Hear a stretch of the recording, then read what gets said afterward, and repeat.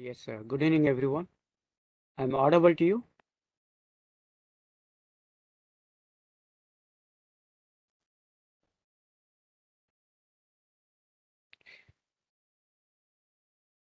Yes, I'm audible to you.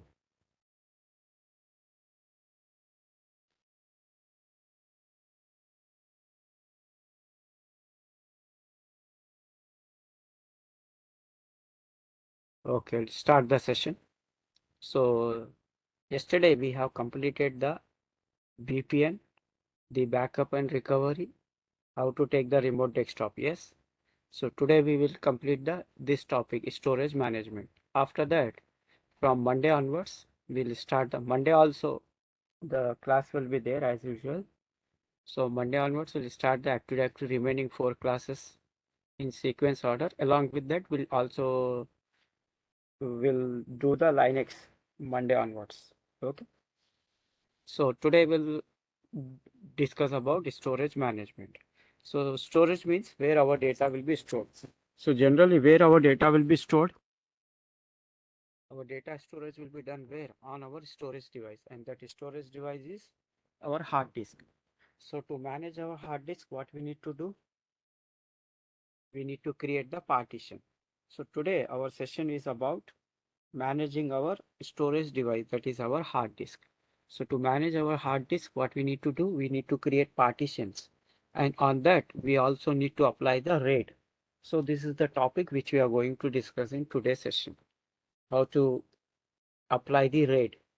So before that, we start with what? From all basic fundamental things, like starting with types of hard disk. So first, the type of hard disk was released what? EID.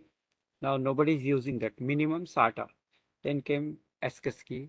Then came the SAS. Now the latest hard disk is SSD hard disk. SSD hard disk. So you can see here, uh, IOPS means input output per second. So which will work much faster? SSD hard disk. So as the performance increases, so does the cost factor also increases. So which hard disk will be expensive here? SSD compared to other type of hard disk. But performance wise also SSD will be much better. You can see how many operations it can do input output per second. So mostly now people are using SSD hard disk because it can work much faster compared to the other type of hard disk. So if you want the performance, we need to spend some more amount. Yes. Next. So, so to manage this hard disk, we need to create what? Partitions. We need to create what?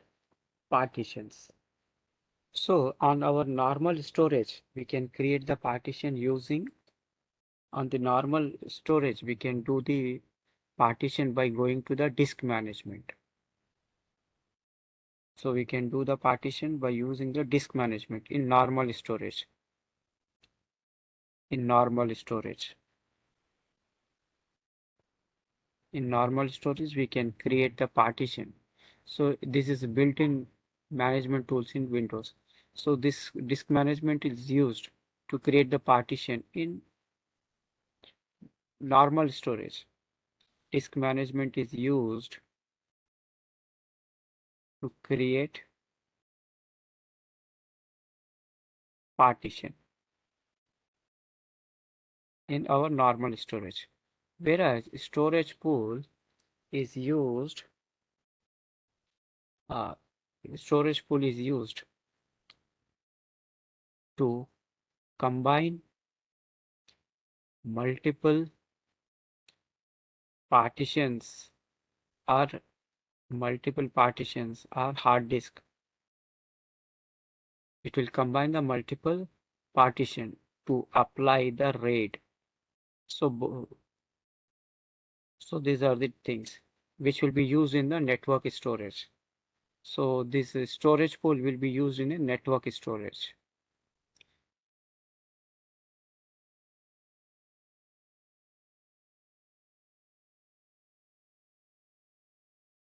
Okay.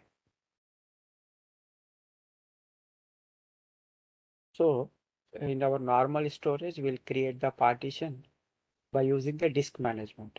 Whereas in the network storage like like NAS, SAN, we can combine the multiple partitions to apply by using the storage pool to apply the RAID.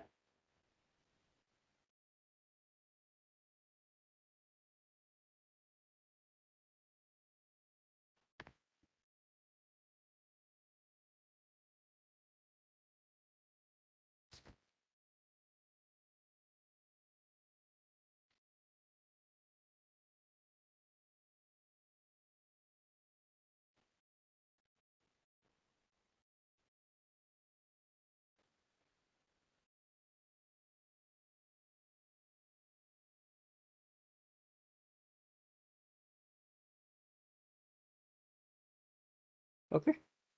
Now we'll move to the partition table. So when you are creating the partition, those partitions comes under partition table. So how many partition table we have? So how many partition table we have? Two types of partition table are there. We have two types of partition table.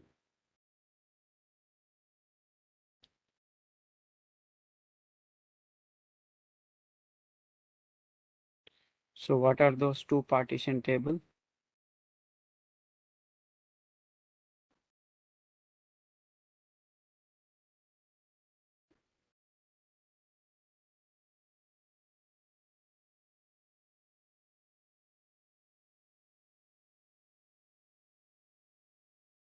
Yes, they are MBR and GPT.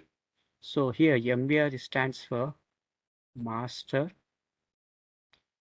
Boot Recorder. So MBR stands for Master Boot Recorder. So this was introduced in early 1980s. In this, how many partitions we can have maximum? On a single hard disk, we can have maximum 4 primary partition. So normally, when our hard disk size is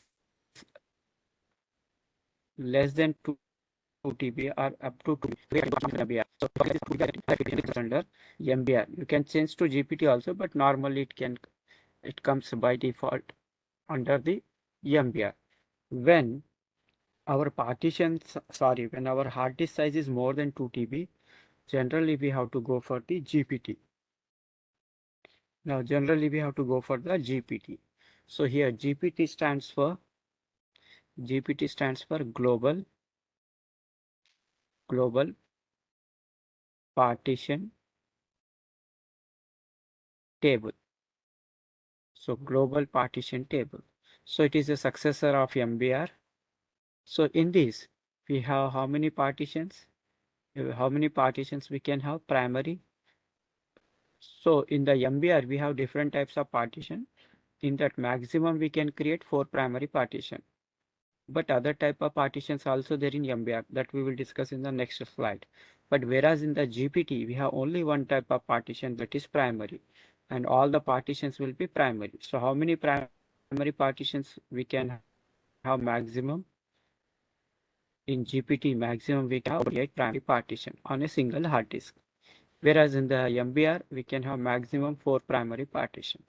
So this GPT can be used, GPT can be used up to 18 exabyte, 1000 petabytes makes 1 petabyte is equal to 10 to the power of 15. So 1000 petabytes makes 1 exabyte. So that much size, up to that much size, we can use the GPT.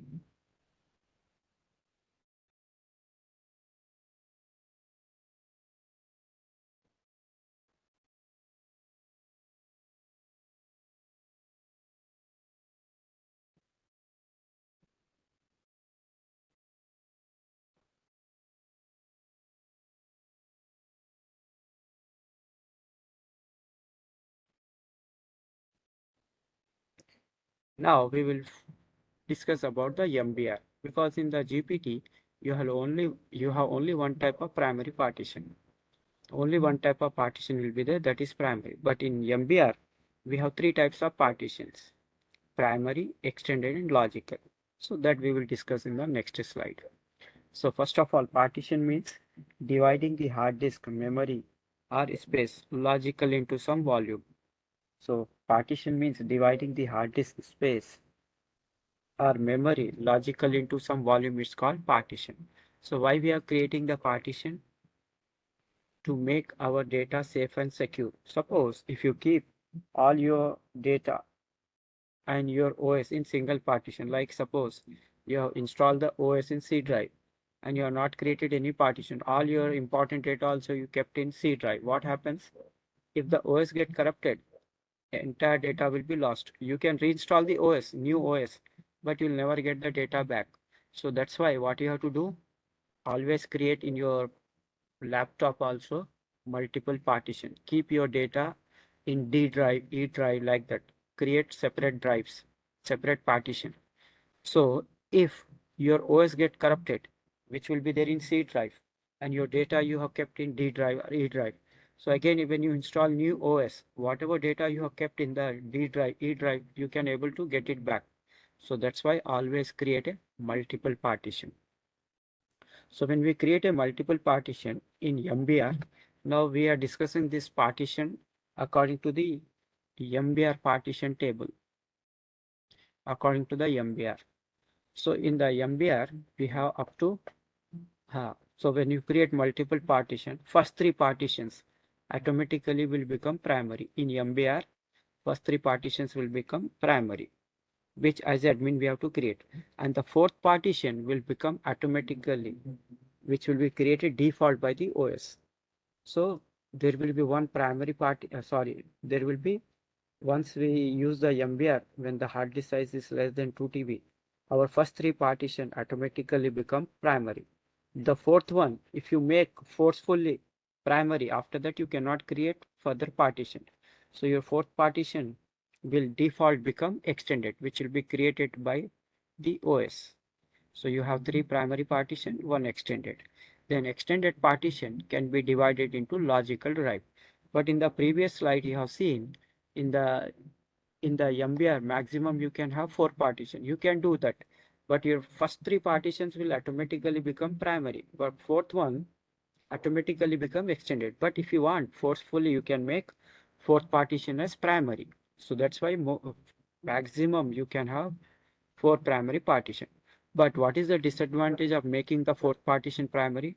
If you make the fourth partition as primary, then after three primary partitions, suppose I'll explain you this point. Just a minute.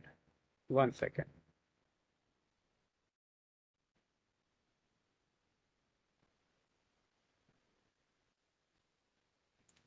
1 minute. I'm getting call one.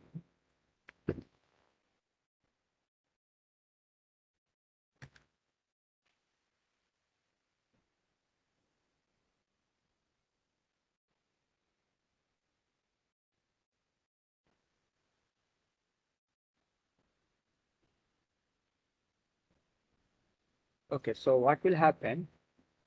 What will happen? Suppose this is my hard disk. For simple calculation, 1 second.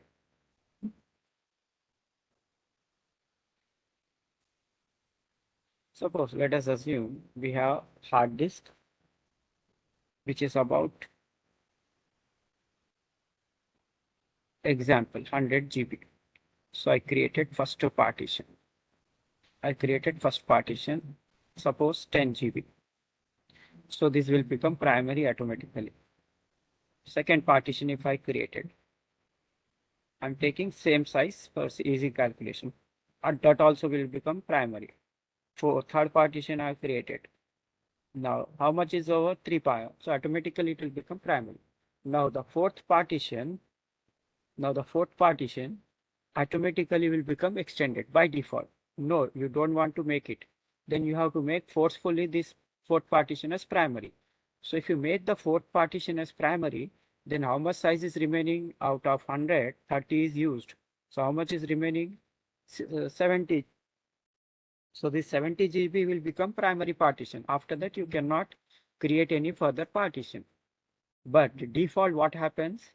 If you don't make the forcefully the fourth partition as primary, default, the fourth partition will become what? It will become extended by default. If you don't make the primary fourth partition, it will become extended. Now extended also will get default what size? 70. But what is the advantage in default is that the default extended partition can be divided. The total remaining 70 GB you can divide into number of drives.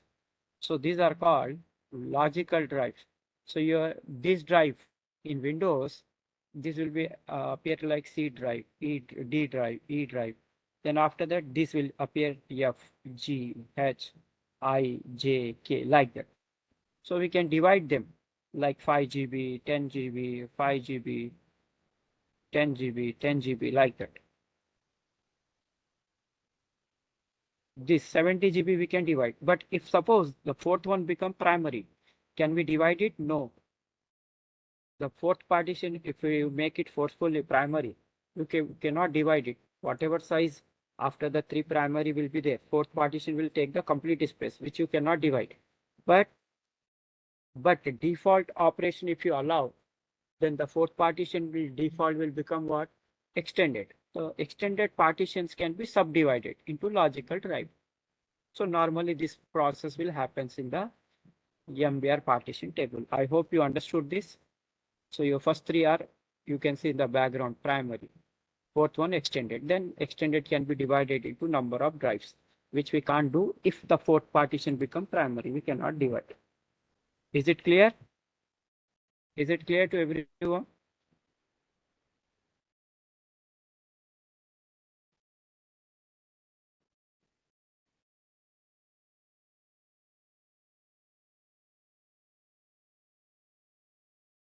No one replied. Is it clear to everyone?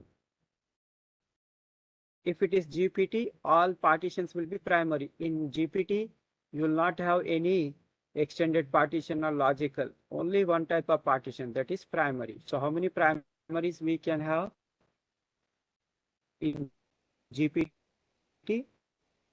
Up to maximum 128. So please remember, in G there is no other partition. Right. Okay. So can I move to the next point? So today we have a lengthy theory, practical is short. So we'll be taking only one topic. And remember, tomorrow there will be no session, but on Monday, as usual, even though the power is there, we'll have the session because this time we can have no session. So that's why we'll be having the session. No holiday. Now, whenever you create any partition, before you store the data, you have to format. Without formatting, you cannot store the data. So whenever you create any new partition, you have to format. So for that, you have every operating system have their own file system. So file system is used. Every operating system have their file system, which is used to format. File system is used to format new partition. Whenever you create any new partition, after creating new partition, you have to format it. Used to format the new partition before you store the data.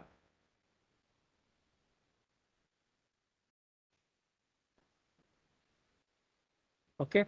So every operating system have different file system. We are discussing this course based on Windows. So we are discussing Windows.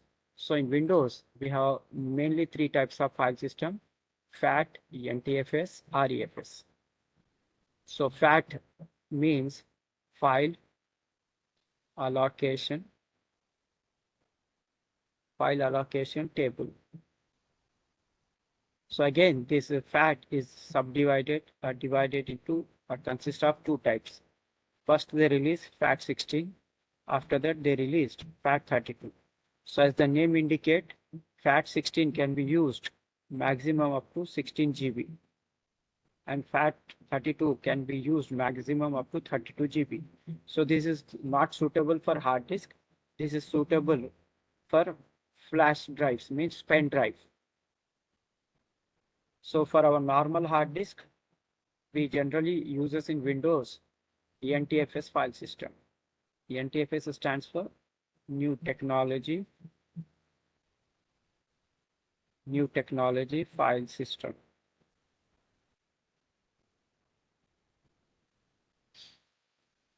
So it can support maximum up to 16 TB. It will support maximum up to 16 TB. So normally our hard disk will be formatted with the NTFS file system, which has the features of metadata adding the multiple hard disks or combining the multiple partition or hard disk space into a single storage space. Auditing and journaling is also available. So if you are writing something, power goes off, still the data will be saved. And extra securities compared to FAT like ACL, access control list and encryption is introduced. But if you have now larger size for the huge database server, they develop or introduce what latest file system, which is called REFS, which is called resilient file system.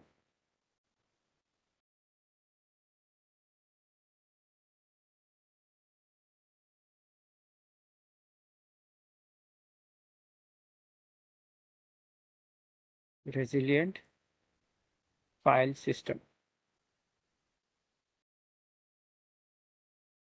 So suppose you have formatted with REFS. Can you change it back to the NTFS again if you require? Yes. Backward compatibility is introduced or support is there. And REFS has enhanced data verification. Means RFS support the data verification and error correction. That's why it is mostly used for larger files, directories, and volume. So these are the extra features they introduced. That's why it is mostly used for larger files, huge files, because the data verification and error correction facility is there in that.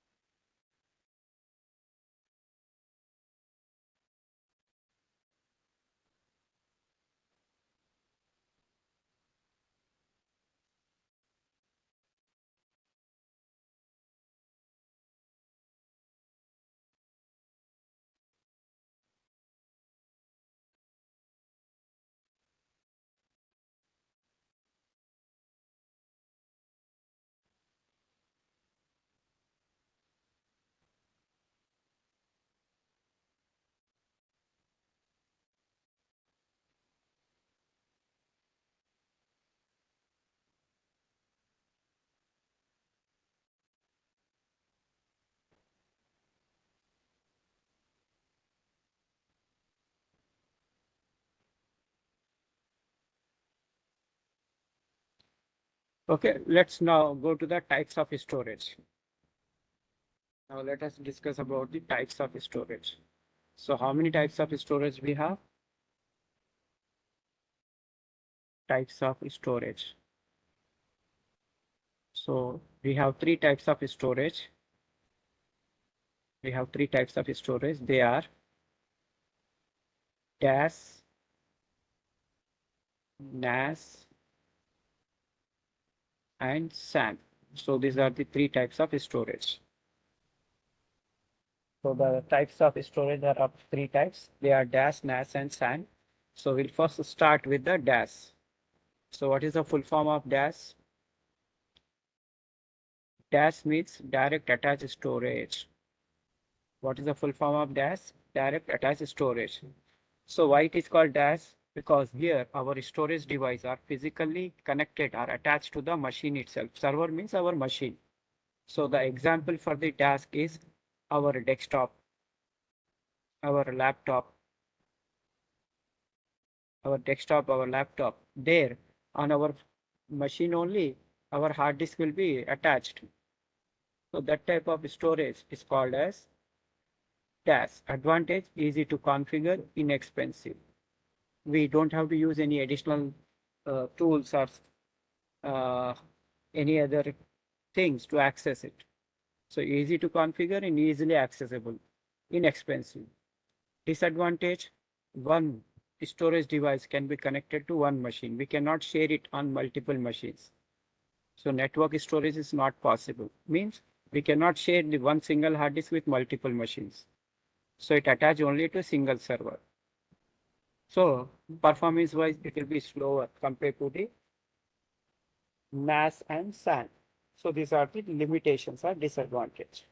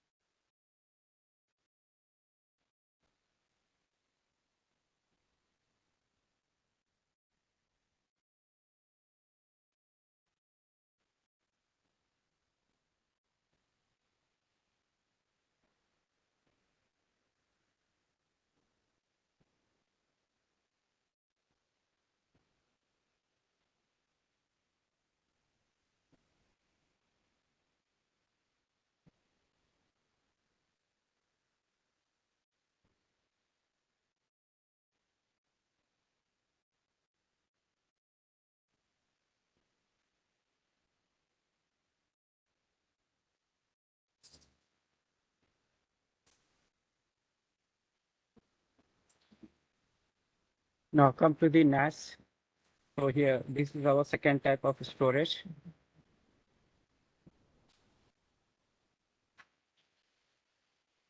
So network attached storage is called NAS.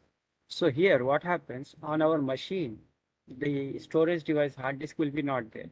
So there will be one separate box which is called NAS device or NAS box, which contain the storage device that will be connected to our server with the help of the Ethernet cable.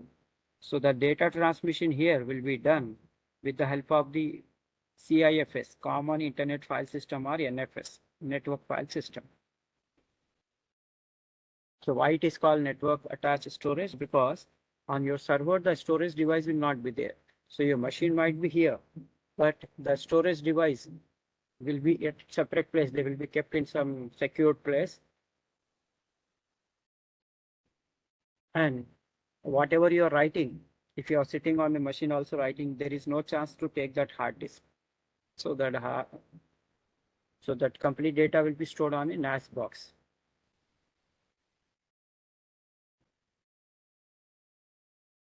So advantage, it is relatively inexpensive compared to SAN, but expensive compared to DAS setup. And it is relatively easy to work and configure compared to SAN, but it is slower compared to SAN, faster compared to DAS. So it is suitable for a small organization, not for big companies. So NAS offers centralized storage at an affordable price.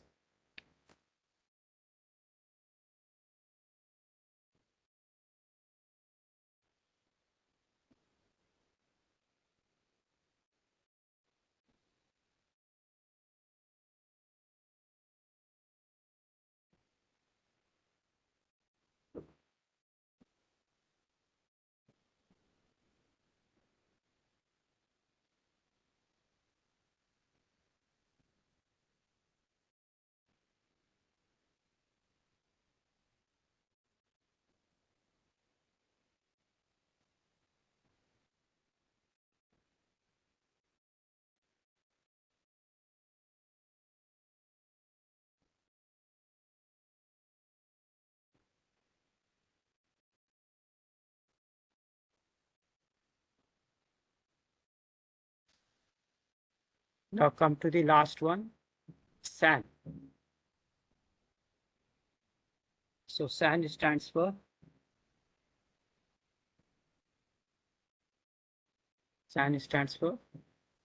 storage area network. Storage area network. So SAN offers higher availability with most flexibility. So if you compare all the three types of storage, this is the best. But it is it is costly. This setup will be very costly or expensive. And to work on it, you need to have the skills. Or first you need to get trained or get the skills. Directly without any skills, you cannot work. First we need to get trained, acquire the required skill, then only we can work on the SAN because it will be complex.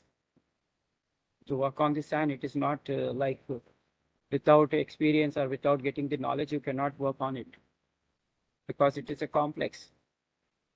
So first we need to get trained, acquire the skills, then we can work on the sandbox. But what is the advantage here? See like here. So this is your sandbox, which contain multiple storage device. So this can be connected with the to the multiple server with the help of multiple switches. So it will be always provides you what? Higher availability. If one get failed also, the network will not be down. And the access time will be very fast compared to both DAS and NAND. And whenever we want to expand, we can again expand it and centralize storage. Higher level of higher level of redundancy. Redundancy means if suppose one get failed also will not get any problem because the other will be working because we have here multiple hard disk, multiple servers, multiple switches. So that is called multiple extra, that is called redundancy. So this setup is very, you can say, advantageous and better, but it is more expensive setup and requires specialized skills to work on it. So here the connection will be done through the fiber channel or iSCSI. What is iSCSI? We'll see in the next slide.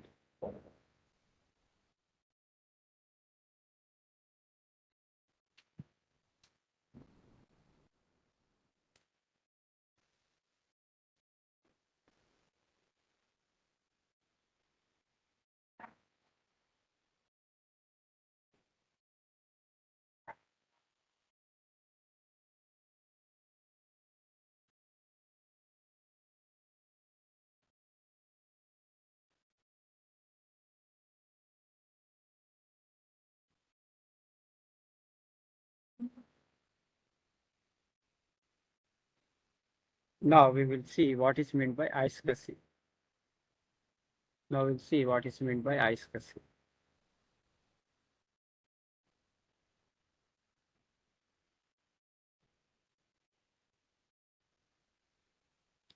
Here, the abbreviation for iSCSI. So iSCSI stands for Internet Small Computer System Interface. Internet Small Computer System Interface is the abbreviation for the iSCSI.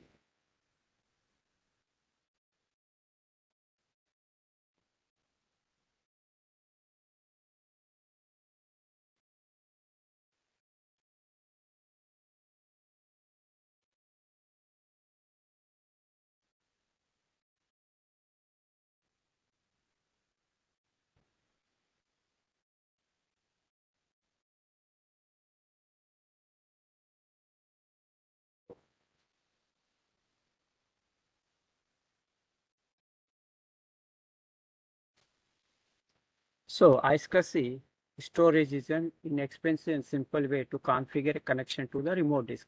So using the iSCSI, we can configure a connection to the remote disk. So many applications may require this type of connection to the remote disk. So many delicate operations or many applications may require this dedicated delicate storage connection, which must be redundant. Redundant means extra, multiple in nature for fault tolerance and higher availability. So in simple word, iSCSI is a simple and easy way to configure a connection to the remote disk. So using the iSCSI, we can configure a connection to the remote disk and able to access that remote disk and store the data. So iSCSI is a simple way to configure a connection to the remote disk and work on it.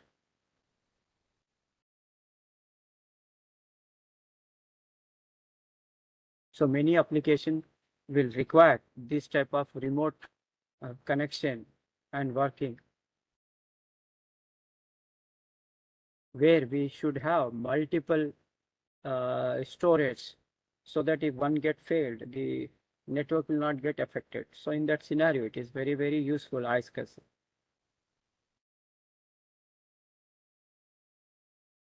So using the iSCSI, we can connect to a remote disk and configure it as well as work on it.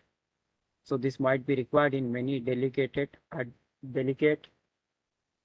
operations, which must have multiple connections so that if one multiple hard disk or multiple storage, if one get failed also, we should not get any problem in the network. So now everything, so generally as an administrator, our work is, yesterday we have seen why we are taking the backup to prevent the data loss.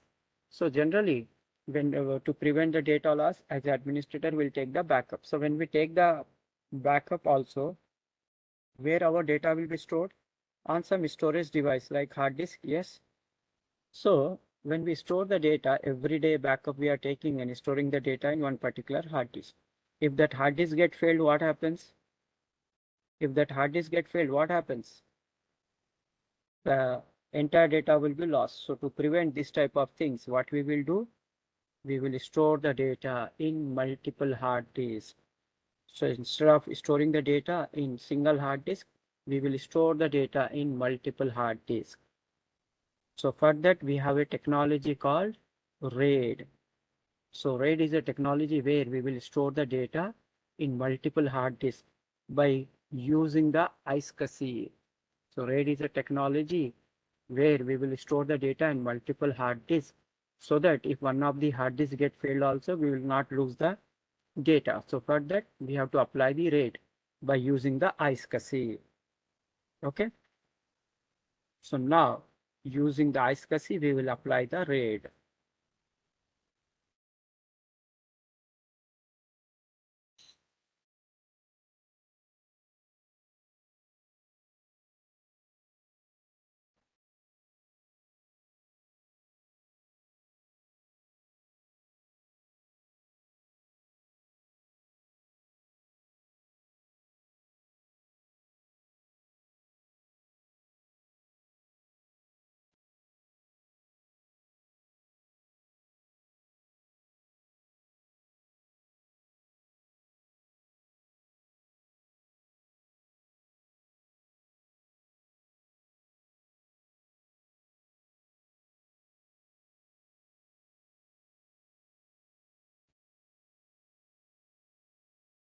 So now what is meant by RAID?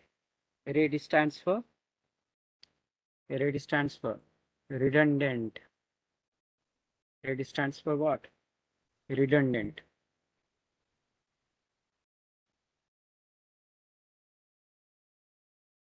Redundant.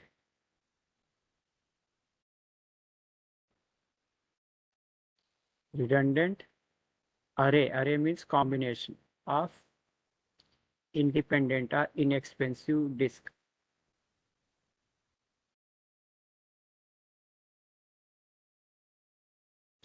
So RAID is a technology where we can combine multiple hard disks into a single unit that is called array to provide fault tolerance. So why we are using the RAID? To provide the fault tolerance. Fault tolerance means when we are storing the data in multiple hard disks by using the iSCSI through the RAID, then what happens? The data will be stored in multiple hard disks. So that if one of the hard disks get failed also, we will not lose the data because the data will be there in other working hard disks. That is called fault tolerance. So when we apply the RAID, we should get the fault tolerance. So we can get the fault tolerance by using disk mirroring and parity. What is disk mirroring and what is parity? We'll be discussing in RAID level today itself. So RAID provide better or good performance by spreading the data across the multiple disks. So what is the advantage with that? If one of the hard disks get failed also, will not lose the data, and data storage will be much faster by splitting the data. So RAID can be configured by using the different RAID levels. Like we have RAID level 0, RAID level 0, then RAID level 1, RAID level 5. Red level 2, 3, 4, nobody is using. So if anybody asks you what is about red level 2, 3, 4, you should say they are not in the usage. So we will be also discussing these three rate levels. So RAID is not a replacement for the backup. Backup is different. RAID is different. So RAID is a backup of hard disk. So when you are taking the RAID, it is not the backup of the data. It is a backup of the hard disk. Whatever data is there in the hard disk, that you will be storing in multiple hard disks. So that if one of the hard disks get failed also, you will not lose the data. But you have to take the backup by using the different tools. Like yesterday, we discussed how to take the backup using Windows Server Backup Service. Backup should be taken, but that important data of the backup should be stored instead of single hard disk in multiple hard disks, so that even if one of the hard disks get failed also, we will not lose the data.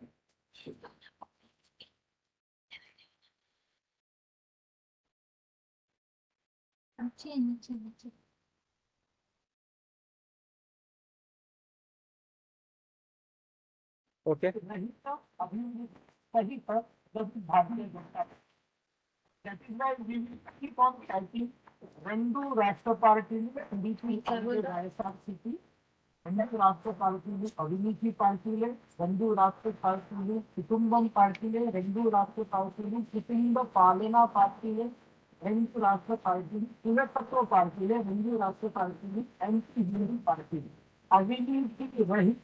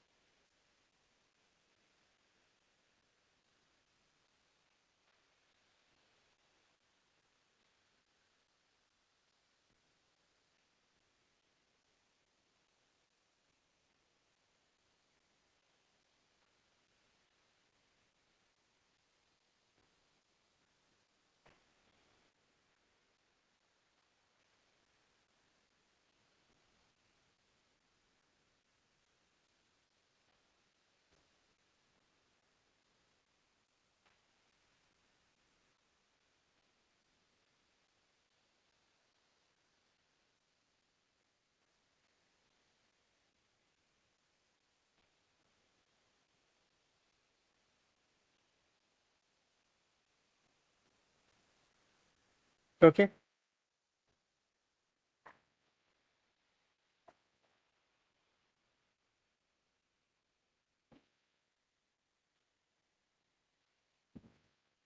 Now we'll discuss about what is meant by fault tolerance. Ability to survive the hardware failure means when we are storing the data in multiple hard disks,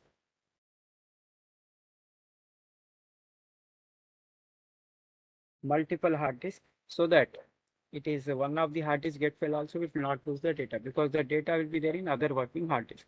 So fault tolerance is not a replacement for backup. It is a replacement, something like a backup for hard disk.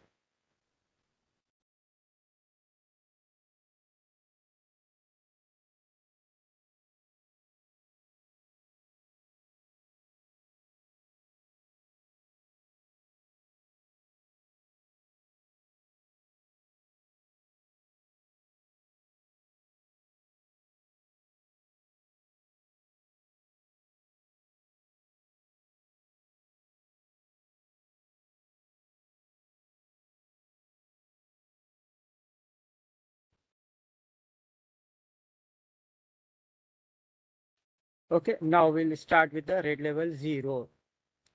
So we'll start with red level 0. So red level 0 is called as simple volume. Red level 1 is called mirror volume. Red level 5 is called stripping with parity.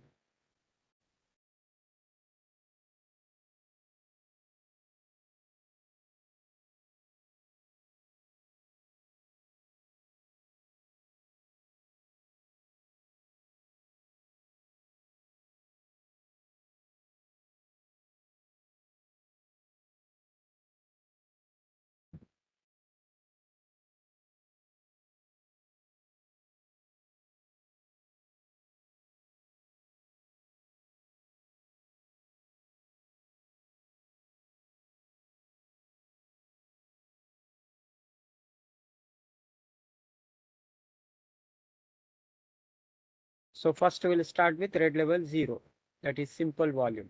So here to implement this RAID, we will be required to have two hard disks. So here the data is written across the disk. Alternately means some data, 50% data in one hard disk, 50% other hard disk. So spanning is available means spanning is available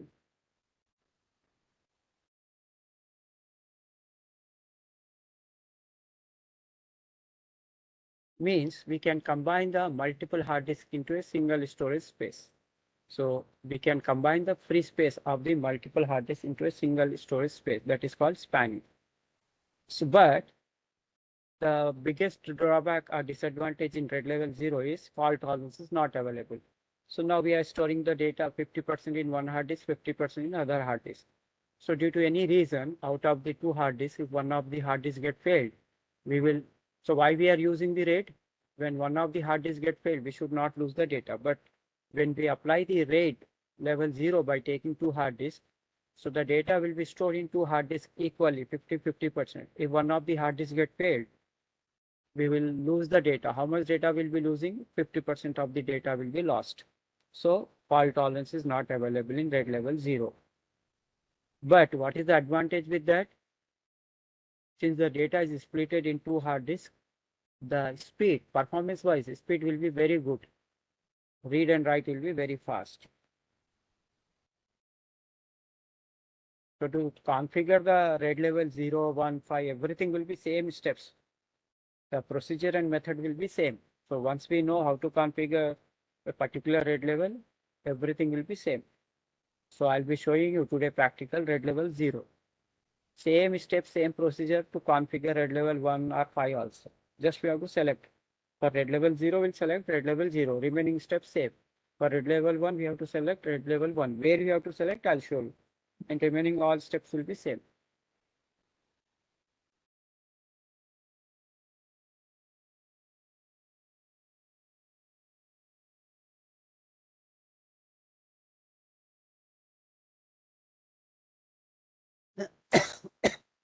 So what is the advantage here?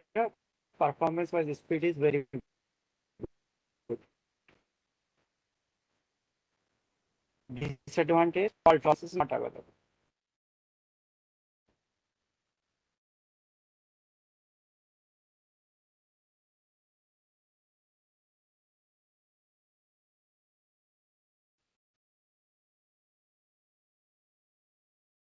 Okay. Now with the presentation, you can see same thing. Now when you take, when you're applying the RAID level 0, two hard disk you have to take. So the two hard disk will be combined like this. So inside these two hard disk, some data will be stored on first hard disk, some data in second. Which data will be stored in which hard disk you cannot see. Theoretically we can say like that, practically we can't see because the data will be splitted definitely.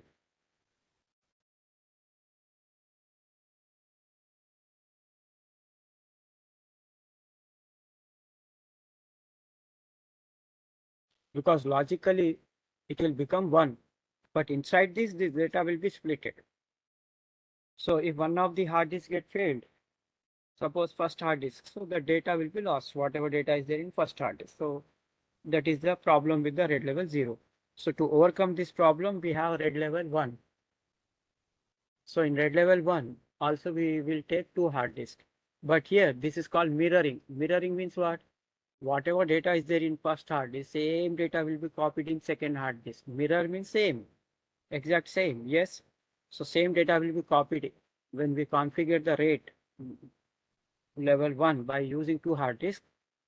So we don't have to store the data. Once we configure that, the same data will be, once we configure the RAID level 1, same data will be copied in both the hard disks. Excuse me. So that if one of the... Sir, excuse me. Yes. Sir, are these hard disks are within the server or in any other storage, sir? See, it can be, suppose if it is your NAS or SAN, it will be not in your server. If you are sitting on your DAS storage, it will be on your machine. Okay. But normally the bigger companies will use what? Network storage, either SAN or NAS. Okay, sir. Smaller companies will go for the DAS. Okay. Okay, sir. So now here the storage the data into hard disk will be exactly same data will be copied once we configure the RAID level. We don't have to manually copy each and every data. Just we have to take the two hard disk, apply the RAID level 1. So same data will be copied. So if one of the hard disk get failed also, you will not lose the data because same data will be available in other hard disk. So here, what is the advantage? Fault tolerance is available. So what is the advantage of RAID level 1? Fault tolerance is available. But what is the disadvantage? The speed, because since same thing is written twice, so performance wise the speed will be lower compared to RAID level 0. And second drawback, same data is copied, so the storage efficiency will be 50%. Means when we are using the RAID level 0, it is suitable for small companies. But there is a problem that if one of the hard disks get failed, you will lose the data. So to overcome that, you can go for the RAID level 1. So here the advantage is if you are storing the data in two hard disks, if one of the hard disks get failed, you will not lose the data. This is the advantage. But speed wise, it will be slow because same thing it will be writing. And the efficiency of the hard disk will be only 50%, means same data is copied in both the hard disk same. So effectively we are using 50% of our storage capacity, 50% we are wasting. So this is suitable for small companies, not for the big companies where everyday huge data is written.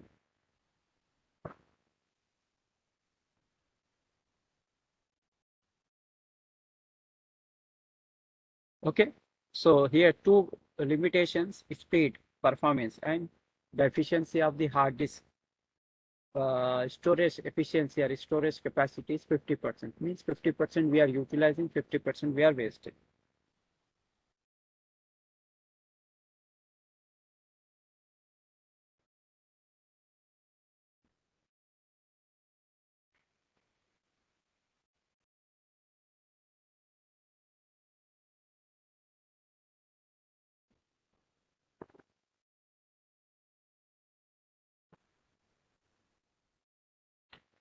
So now same thing we can see from the slide here.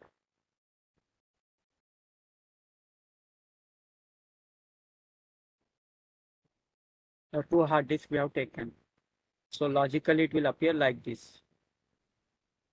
But inside this, the storage will be done like this. Same data will be stored. So if one of the hard disks get filled also, will not lose the data. But speed will be lower and efficiency of the storage is 50%. So to reduce the wastage or to improve the efficiency and at the same time improve the speed, they tried a different RAID level like 2, 3, 4, but they were not successful, very complex. Then came the RAID level 5. Now the RAID level 6 is latest is there, but most of the companies prefer to use RAID level 5 or the combination of RAID level 1, 0. You should not say that as a 10. It is a combination of 1, 0. So to implement the RAID level 0 and 1, two hard disk is enough, minimum. Maximum we can use 32. But to implement the RAID level 5, you required minimum 3 hard disks. Minimum 3 hard disks. So here the data will be stored in two hard disks, and the third hard disk is taken as a parity. Parity means whatever data is there in two other hard disks, the data backup will be taken in the third hard disk. That is called parity.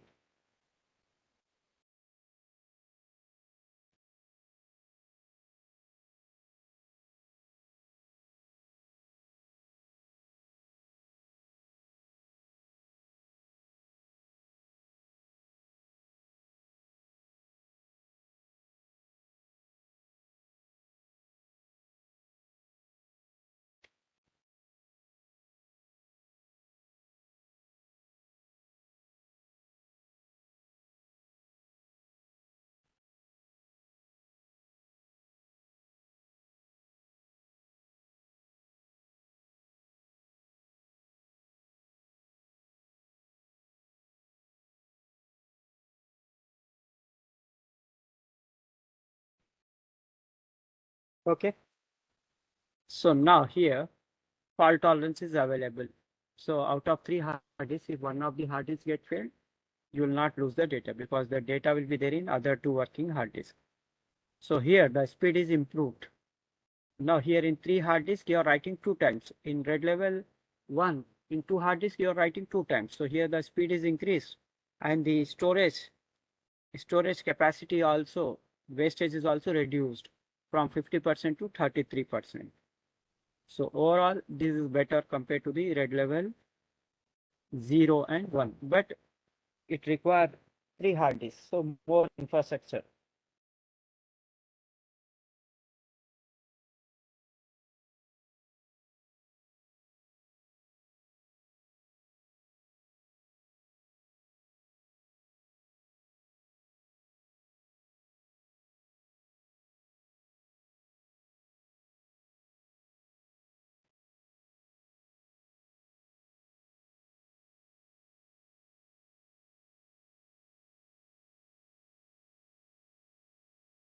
Okay, now you can see the here. So here, the data storage will be done from top to bottom. Parity is taken from bottom to top. Remember this rule. The data storage is done from top to bottom. Parity is taken from bottom to top. So first time when the new data is returned, the data will be returned. Some data in first hard disk, some in second. So who will take the parity? Third hard disk. Now after that, after some time when some new data comes, now the parity will move from bottom to top. So first time who has taken the parity? Third hard disk. Next time, second hard disk. It will move from bottom to top. So now if second hard disk take the parity, which will take the new data? First and third hard disk. So first and third hard disk will take the new data. And the new data backup will be taken automatically in second hard disk. P means parity. Parity means backup of the other two hard disks. Now the parity is first taken in third hard disk. Next, second. Now who will take the parity next? First hard disk. So where the new data will be written? Second and third hard disk. So the new data of the second and third hard disk will be taken as a backup, as a parity in first hard disk. So this is how the overall data will be stored in the hard disk when we apply the red level 5. So now here, if one of the hard disks get failed, like second hard disk, what is the data is there? 2534. That will be available in first and third hard disk. So in the first hard disk you have what? 3, and third hard disk 4. 2 is there here and 5 is here. So you lose any data? No, fault tolerance is there. But in this, what is the disadvantage?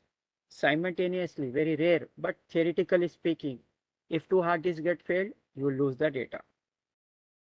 If one hard disk get failed, there is no data loss. But if two of them simultaneously fail, data will be lost. So for that purpose, we have latest red level 6, where they will use 4 hard disks, double parity. So it can withstand the failure of 2 hard disks. Red level 5 can withstand the failure of single hard disk. Red level 6 can withstand the failure of 2 hard disks. Are similar that you can use red level combination 1-0 by taking 4 hard disks. So there also 2 hard disks get failed, you will not lose the data. Okay. So with this, we have done with the theory part. So shall we have a break? After the break, we will see the practical. So shall we have a break?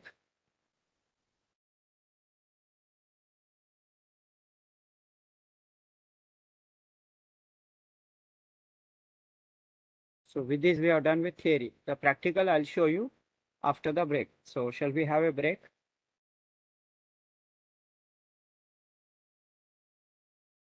Okay. So that's it for now. Theory part. We'll have a break. After the break, we'll do the practice. So I'm keeping my mic in mute position.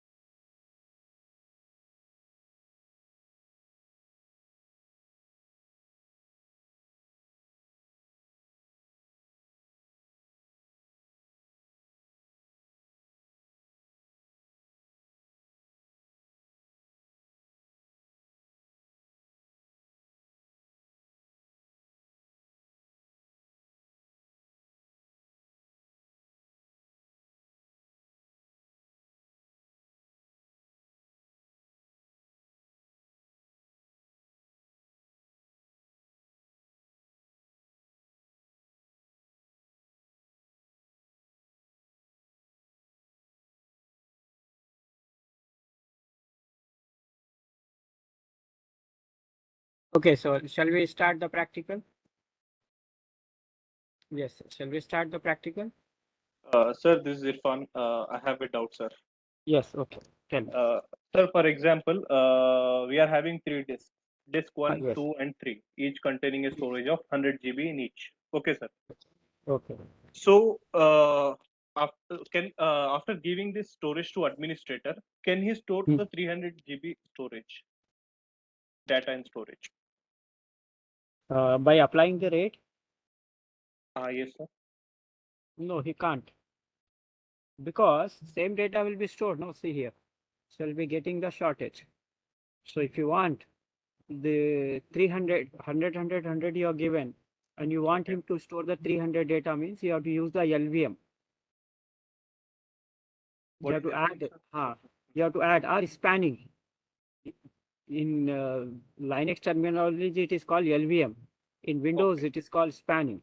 But you cannot use the RAID. Combining the free space of the multiple hard disk, that is called spanning. Sir, what if it is without RAID? So what you have to do, you have to take the multiple hard disk, add them. You have to add them. Then you can store it. Okay. But here I am taking only three disks on an example, Yes, 1, yes, 2, and 3, each yes, containing a storage of 100 GB. yes. So can the admin store 300 GB data, storage Yes, he in can storage? store. Normally it will store if you don't do anything. But you don't have to apply the rate. Then how is it Normal storage. possible in fault tolerance, sir? Fault tolerance will not get no in the normal storage. Okay, in normal storage it won't get. So you will not get. Okay. Only RAID it is possible. Okay, sir. Is it clear? Yes, thank you, sir. Oh. Now we'll start the practical. So today we need only one machine. So we'll do it on the DC machine. And tomorrow there will be no session. On Monday we'll start the, so all the topics we have completed. So we'll do the remaining classes of 4 classes of active directory. Second, third, fourth, fifth. One day, one topic. Along with that simultaneously Linux.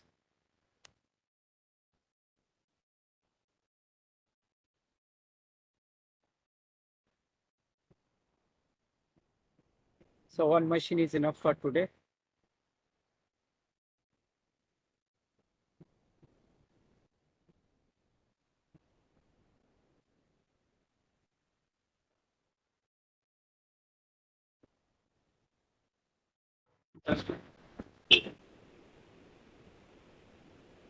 Yes. So while the machine get on, we can see the practical steps also. So today, which practical? Storage management.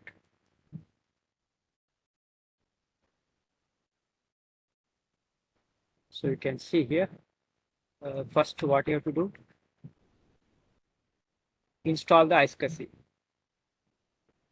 After installing the iSCSI, create virtual disk using the iSCSI. So minimum 2 I am creating. Minimum size should be 4 GB, not less than that. If you create less than that, it will not work. Minimum 4 GB. You can use more than 4 GB also. After creating the virtual disk, you need to connect them using the iSCSI initiator, then make online, then storage pool means combining the multiple hard disks into a single storage space. Then you can apply on that RAID. And if you just combine and leave it like your doubt, Irfan, you can able to uh, store the 300 data in 3 hard disks, which is each of 100 GB value. So don't apply the RAID, just combine them by using the storage pool. Here we'll apply the RAID. That's it. So I'll show you step by step this practical.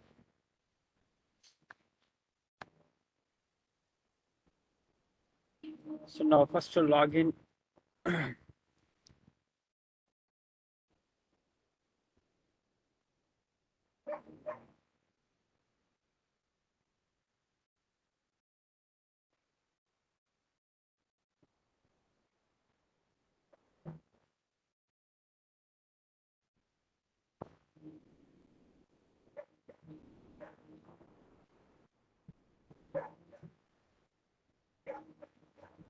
So first you have to install you have to install the iSCSI. So from here also you can install, like go to the add roles and features, click on next 3 times. Here you don't have directly iSCSI. So here you have to expand this files and storage, then expand the files iSCSI. Then here you have the iSCSI here. You can check this box. You can do like this. Or the other option is directly here it is available. So directly here you can expand files and storage available now. Expand this, select the iSCSI. Directly we can install. So from there also you can do, or from here also you can do. See here, directly it got selected. Then next install. iSCSI is got installed.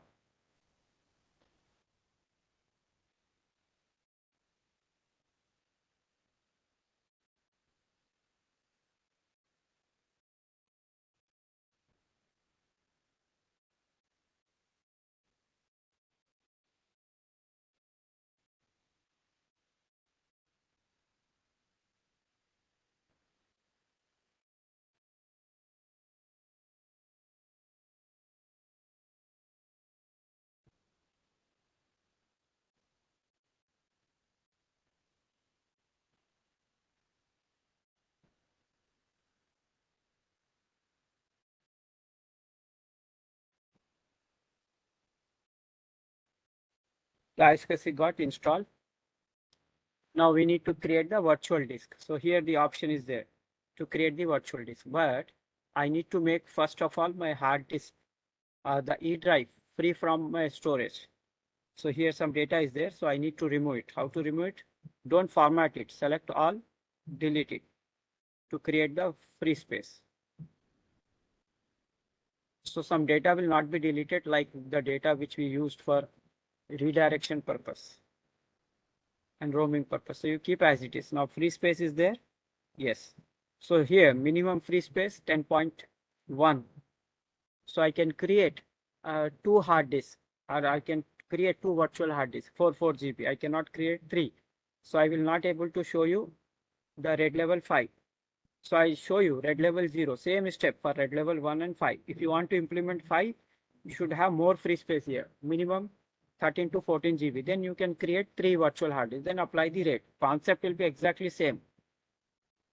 So if you format this, then what happens? The space which you are giving, sometime the rate may not apply correctly. So already we have formatted this and you have kept some data. So better just, because when we are creating after formatting, some errors you are getting. So to avoid that, just delete this.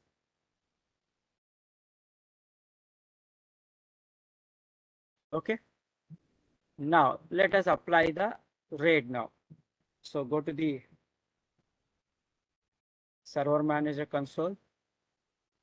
Now from here I can go.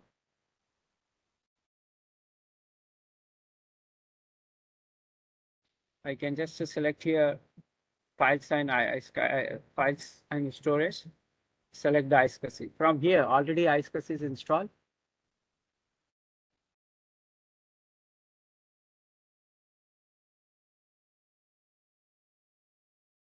Now here to create the virtual hard disk, click here. Now we can create the virtual hard. So to implement the RAID level 0, we need two hard disks, two virtual hard disks. So I'm creating it. So from where I will take the space? From my E drive. So 10 GB is there. So I'll take some space.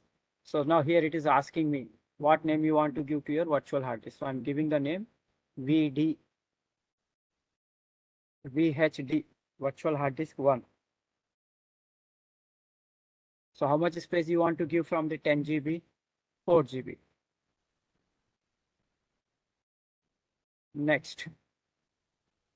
So now here you can do it on the system too also. You can configure using the iSCSI the hard disk here or the remote machine. So if you are doing in system 2, you write system 2. If you are doing in here, you write system 1. I'm doing it here, system 1.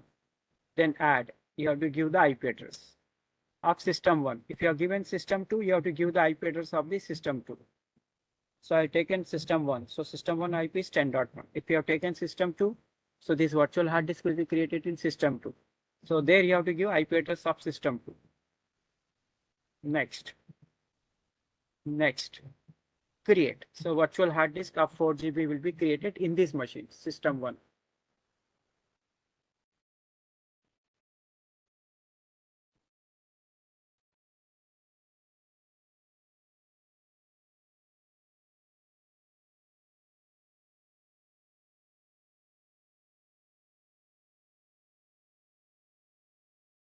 Okay. So one virtual hard disk is created. So minimum to apply RAID level 0, minimum 2 virtual hard disk. So create one more. How to create one more? Like white screen, no virtual hard disk. So again select the C drive. Again select the C drive. Then go to, sorry, E drive. Sorry, I should say E drive. I have selected also E drive. In C drive we don't have space. So E drive next. Now this name I'm giving virtual hard disk 2. So where it will create now, it will not ask. So directly it will create in same machine. System 1 and IP address it will take same. See here. So two virtual hard disks have been created now. Now I can implement RAID level 0 or 1. If you create like this one more virtual machine, you can implement RAID level 3. But I don't have the space in the E drive. 4 GB. I have only left about 2 GB.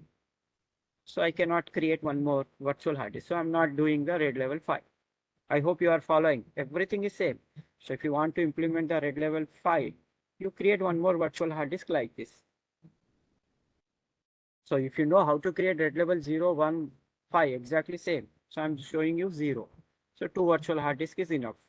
Now, if you want the RAID level 5, create one more virtual hard disk because for that minimum 3 hard disk is required. Now, here this hard disk are showing what? Not connected. So you cannot use unless until it shows connected. So to make them connected, go to the tools. Now go to the iSCSI initiator. Go to the tool, open the iSCSI initiator, say yes. Now here you will get one window.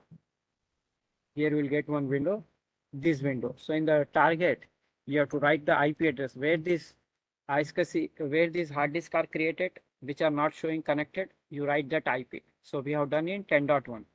Write the IP, say quick connect. Now it's got connected. Over. Now here it's not reflecting. So just to select both the hard disk using control key. Just refresh here. Here refresh. Now it will show connected. So using the iSCSI, first create the two virtual hard disks, then using the iSCSI initiator, connect them. Now we need to combine them. So for that, we have to create a storage pool. So before that, you check these hard disks are online or offline. So by default, it will be offline. So how to check them? Go to the disk. It will be showing these two virtual disks offline. So you cannot use them unless until you make it online. So select the first disk, right click, bring online. Yes, so it will become online. Same thing you do to second hard disk. Select, right click, bring online.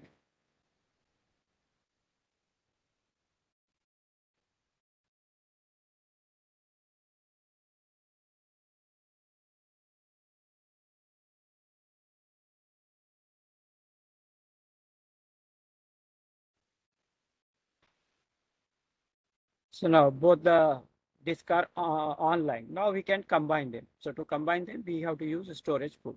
So a storage pool is a method by which we can combine the multiple virtual hard disks. So how to combine? Now create a storage pool. Select the storage pool, right click on white screen, new storage pool. So you can just right click on that white screen, click on new storage pool, next. Here you give the name. So I'm giving the name pool 1. You can use any name. Then next. Now here in the pool 1, what you can do? You can combine the hard disk. So now 4 plus 4, how much it will become? 8 GB it will become. So here. So Irfan, like you asked, no, if you have 10 GB, 30, or 300, 100, you can combine. And you don't apply the rate. Now you can store the data up to 300. Sir, is this iSCSI is used for creating a file server? No, no. File server is created by using the home folder. So when we discuss the home folder, no, that is your file server. File server means the server where all users data will be stored. That is done with the home folder.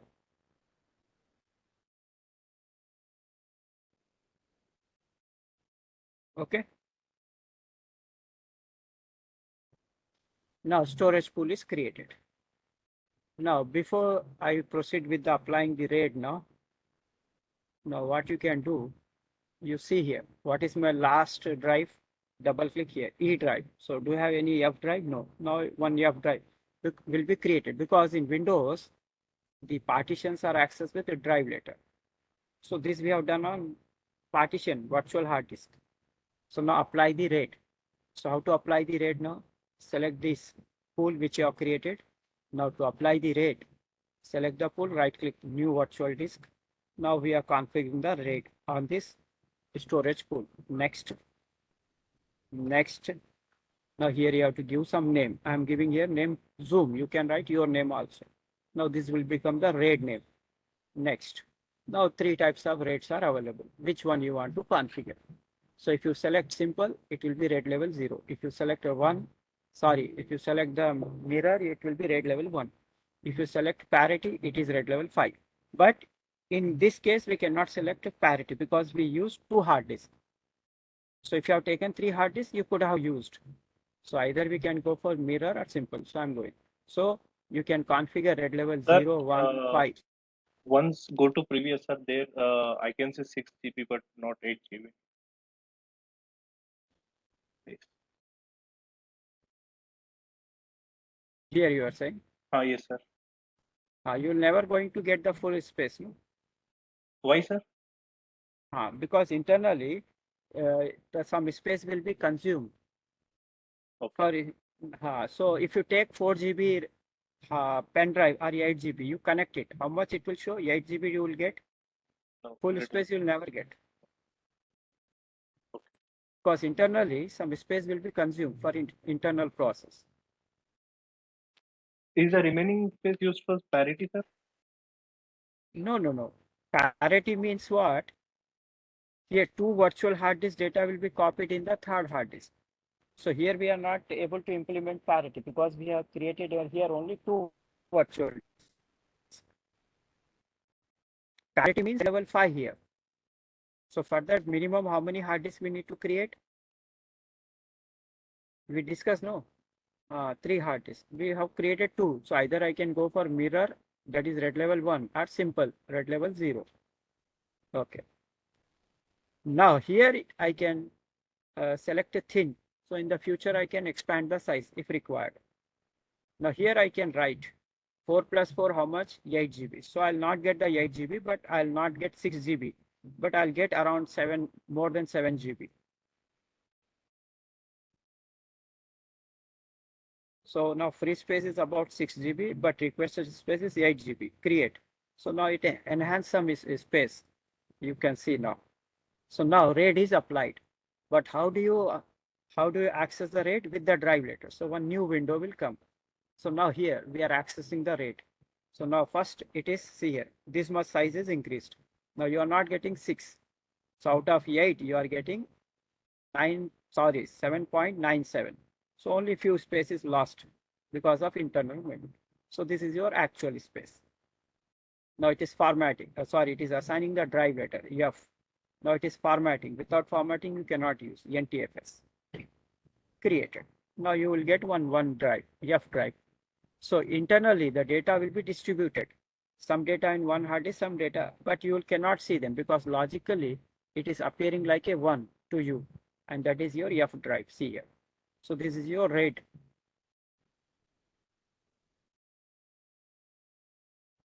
RAID level 0. So logically, these 2 hard disks will appear as a 1. So you cannot exactly see which data is stored in which hard disk, but the data will be distributed equally in 2 hard disks. So if one of the hard disks get failed, you lose the data in RAID level 0. If I have done RAID level 1, if one hard disk data failed, we will not lose the data because same will be there in both the hard disks. The procedure method will exactly same to configure. Okay. So I hope you understood this.